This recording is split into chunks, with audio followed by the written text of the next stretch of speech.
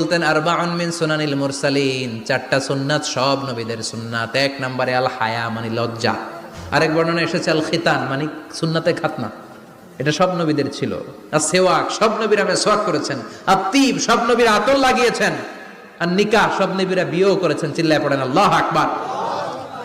5 নম্বর সুন্নাহ হলো আল লিবাস আহসানা সিয়াব, সুন্দর জামা পরা। নট নেসেসারি যে নতুন জামা হতে হবে, পুরাতন জামাও ধুয়ে আয়রন করে পরলে একটা সৌন্দর্য আছে না নাই? ইন্নাল্লাহা জামিল ওয়া ইউহিব্বুল জামাল, আল্লাহ নিজে সুন্দর, সৌন্দর্যকে আল্লাহ পছন্দ করেন। পৃথিবীতে সবচেয়ে সুন্দর কে?